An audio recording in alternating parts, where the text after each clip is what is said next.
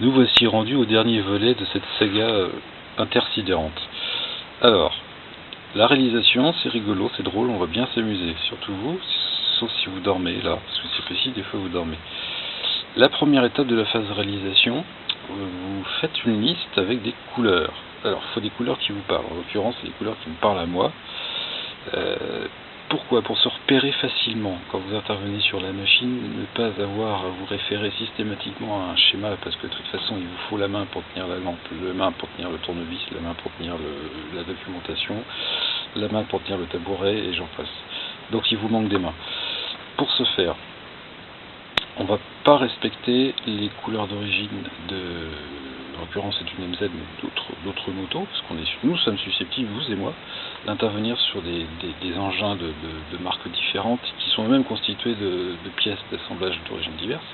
Donc on va se constituer notre propre schéma de câblage avec nos couleurs, à nous. Donc des couleurs qui sont vives, parce qu'on va intervenir dans des endroits avec assez peu de lumière, comme ça, une casserole de phare. Notez la jolie couleur verte italienne, qui est un stock de peinture John Deere. C'est une peinture assez claire, il faut éviter de peindre en noir à l'intérieur. Voilà, une peinture vive pour bien y voir. Alors les couleurs, on va être malin. On dispose de tout un tas de câbles, vous voyez. Voilà. Alors le faisceau d'origine, il y a des couleurs mixtes, beaucoup de couleurs mixtes. Vous avez du noir brun, du noir vert, du noir moins noir. C'est bien beau sur le papier, mais dans la réalité on n'y voit plus rien. Donc il faut des couleurs qui pètent. Alors ces couleurs qui pètent, on a des couleurs avec des câbles d'une seule couleur, rouge, brun, noir, vert, et des câbles avec des couleurs mixtes. C'est pas compliqué. Les couleurs primaires, alors le rouge, ça va être le plus permanent. Au niveau du faisceau, dès que vous mettez le contact, vous avez du courant qui circule partout, quoi que vous fassiez. Que vous déclenchiez l'avertisseur ou le clignotant, on s'en fiche, il y a du courant qui passe. Vous voyez ici, j'ai commencé. Tous les fils rouges, dès que vous mettez le contact, il y a du courant qui alimente le redresseur, le régulateur, la bobine d'allumage. Donc le rouge c'est le plus permanent, le plus après contact. Vous avez des plus avant contact, qu'on utilisera peut-être, alors le plus avant contact, c'est-à-dire que vous avez du courant qui circule alors que le contact n'est pas mis. Ça sert peu, ça sert surtout pour les alarmes. Il faut que du courant alimente l'alarme alors que le contact ne s'est pas mis. Traditionnellement c'est rouge, hein, le pôle positif. Traditionnellement le brun, c'est la masse. Traditionnellement, pas chez les Japonais, surtout en Europe, les Japonais, eux, ils préfèrent le vert, mais nous, on n'est pas Japonais. Et on n'aime pas les étrangers qui viennent nous manger notre pain. Le noir, ça va être l'alternateur redresseur. Alors, c'est des câbles, tout ça. Le rouge, on les rencontrera souvent dans le faisceau. Le brun aussi, on les rencontrera très souvent. Le noir, on le rencontrera très peu. Le noir, ce sera les câbles qui vont de l'alternateur en redresseur. On s'en occupera quasiment pas une fois qu'ils seront installés. Et ce sera leur couleur réservée. Ensuite, le vert, c'est pareil, c'est un câble orphelin, il n'y en aura qu'un seul. Bref. Le gris, en revanche, lui, on le verra beaucoup, parce que les fils gris, eux, vont alimenter en électricité. En positif toujours, hein. La veilleuse arrière, l'éclairage de plaque et donc l'éclairage des instruments du comptoir. Voilà. Alors traditionnellement chez les Japonais ça m'a marqué, donc j'ai gardé ça. Le bleu c'est le phare, jaune code. Alors le violet ça s'utilise pas, mais c'est un exotique lui. Donc lui ce sera le contour. L'orange clignotant, droite et gauche, peu importe. Ensuite nous avons les mixtes. Rouge-jaune, hein, il n'y en a qu'un. Pas compliqué, c'est celui-là. Voilà. Rouge-jaune, c'est la liaison entre le régulateur et le redresseur. C'est pareil, c'est un orphelin. Donc lui, il ne nous embêtera pas. Vert-bleu, alternateur. Noir-jaune, klaxon, il n'y en a qu'un. Voilà. C'est une couleur qui est assez détonnante. Et ensuite, tous les bruns. Alors, brun, vert, noir et rouge. Les bruns, l'idée, c'est que, par exemple, vous avez une ampoule. N'importe quoi, un témoin de clignotant, ou voilà, un témoin de clignotant.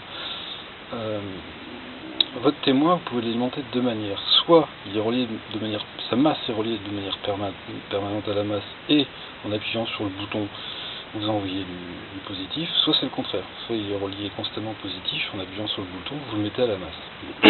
Tous ces brins quelque chose, ce sont des masses temporaires, des mises à la masse temporaires.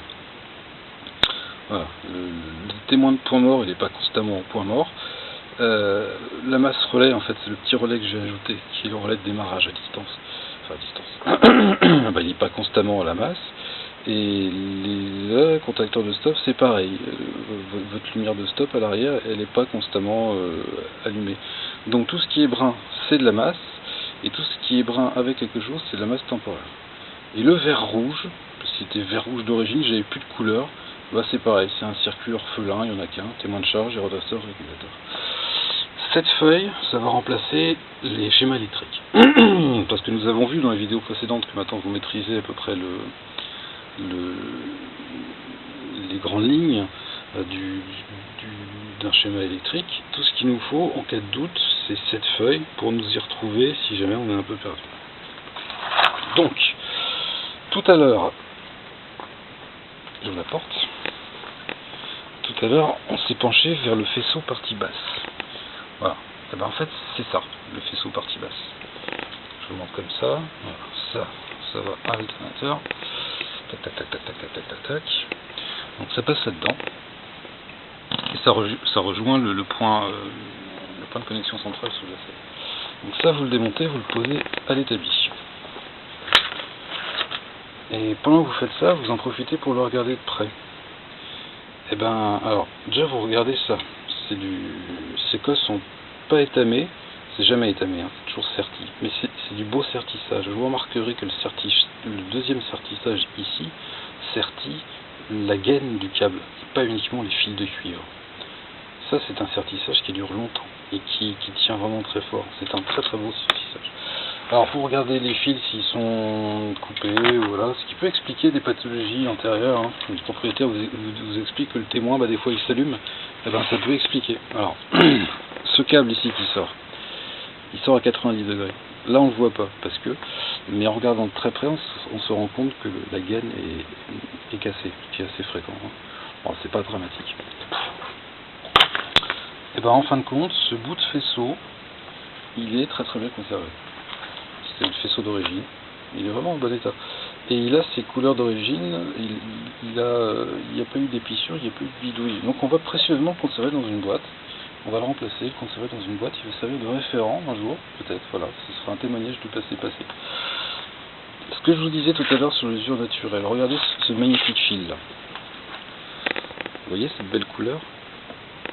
En fait, on a l'impression que c'est vert. Enfin, vous le voyez peut-être pas vert, mais moi, là il est vert. De ce côté-là, de ce côté-là. Mais de l'autre côté, il est d'un bleu pétant magnifique. Un très très beau bleu. Et en fait, le PVC, il a mal vieilli. Je reviens à ce que je vous expliquais. Cette partie du faisceau, c'est la partie basse. Ce sont toujours les parties du faisceau qui souffrent le plus. Vibration, chaleur, oxydation éventuellement. Et donc le PVC souffre, craquelle, se décolore. Voilà. Cette partie-là souffre toujours. Ce bout de faisceau, en l'occurrence, est en bon état. Parce qu'il est protégé, il passe à l'intérieur du bloc moteur. Les faisceaux des BMW, comme celle-ci, pardon mademoiselle, on verra rien du tout. Là vous avez juste là, on voit rien. Là en fait vous avez un câble à l'extérieur qui court le long du tube. Et ce câble là il se prend tout, il se prend les projections de la route, il se prend l'huile parce que ça se feinte ou ça fuit toujours, les vibrations, la chaleur, systématiquement vous vous retrouvez dans un état déplorable, fil cassé, dénudé, c'est grave. Donc ça c'est la partie auquel il faut faire le plus attention. Une fois que l'examen est fait, il n'y a pas de pincement non plus. Il y a un petit peu ici, il a été écrasé. On va donc refaire ça. Alors, je l'ai déjà refait. Il se trouve que... Voilà, ça c'est le nouveau. Ça c'est l'ancien. Ça c'est le nouveau. Notez la différence de diamètre. Ça c'est le nouveau et ça c'est l'ancien. En fait le diamètre est presque réduit par deux. J'aurais pu faire plus fin, mais comme c'est des fils qui emmènent beaucoup d'électricité, enfin, c'est l'alternateur. Vaut mieux être généreux dans le diamètre des fils. Dans tous les cas, le câble est beaucoup plus fin, ce qui permet de le cacher, ce qui est drôlement bien. On va passer à la partie réalisation. Comment ça se fabrique? Donc vous avez votre modèle. Là. Vous avez votre modèle. Vous notez déjà la longueur de la gaine qu'il vous faut, qui va relier un point à un autre. C'est la première chose à faire, c'est découper le bout de gaine. Et cette gaine, il va y avoir des fils à l'intérieur, donc vous avez préalablement sélectionné avec votre listing le nombre de fils nécessaires. Alors en fonction du montage d'origine et des éventuelles modifications que vous voulez ajouter, vous découpez donc grossièrement, en gardant un peu de marge, les fils avec les bonnes couleurs dont vous avez besoin.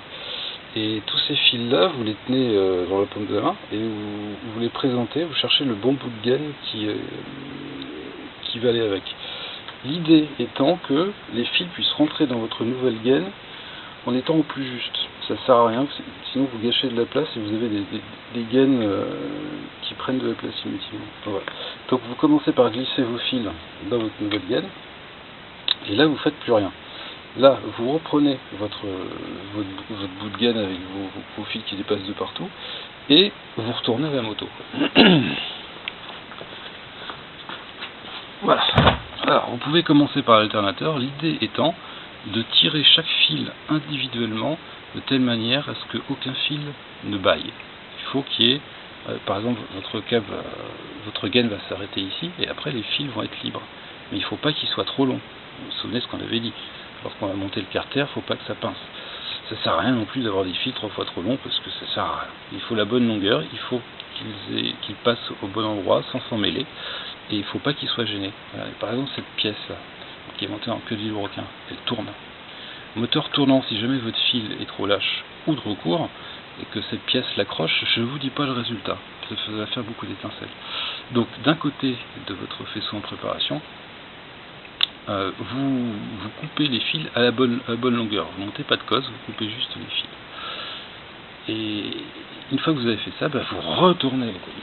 Beaucoup d'allers-retours. Énormément d'allers-retours. Vous retournez à l'établi, et là vous commencez à sortir tout votre matériel. Ce qui sera l'objet de la version 4.02 de cette saga, décidément très intersidérante. Tout de suite, la suite.